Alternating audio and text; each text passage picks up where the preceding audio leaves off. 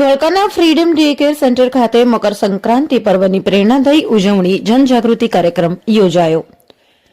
ન્યુવી educational and rural development trust સંચાલિત freedom day care centre Dholka મુકામે તારીખ 13 જાન્યુઆરી 2026 મંગળવારે મકર સંક્રાંતિ પર્વની હર્ષોલ્લાસ સાથે વિશેષ ઉજવણી કરવામાં આવી હતી. આ કાર્યક્રમમાં પરંપરાગત ઉજવણીની સાથે સામાજિક જવાબદારી અને પક્ષી બચાવવાનો સંદેશ સાથે જનજાગૃતિ ફેલાવવાનો પ્રયાસ કરવામાં આવ્યો હતો. ગુજરાત કોલેજથી ઇન્ટર્નશીપ માટે આવેલી વિદ્યાર્થીનીઓ દ્વારા કેન્દ્રના બાળકો મકર સંક્રાંતિ સાથે સાથે દક્ષિણ ભારતના પોંગલ અને પંજાબના લોહરી પર્વનું મહત્વ સમજાવવામાં આવ્યું હતું.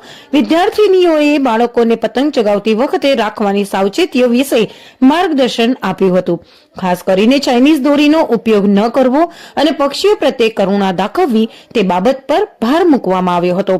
આ પ્રસંગે ઇન્ટર્નશીપની વિદ્યાર્થીનીઓ અને બાળકોએ સાથે મળીને જનજાગૃતિ ફેલાવતા વિવિધ સ્લોગન જેવા કે ગગનમાં ભલે પતંગ લહેરાય, કોઈ પંખી ઘાયલ ના થાય, પક્ષી બચાવો, કરુણા દાખવો, ચાઇનીઝ દોરીને કહો ના, આવા સૂત્રો સાથેના પ્લે કાર્ડ્સ બનાવીને બાળકો સાથે સાંકળ રચીને જનજાગૃતિ કાર્યક્રમ યોજવામાં આવ્યો હતો, જે આકર્ષણનું કેન્દ્ર બન્યો હતો.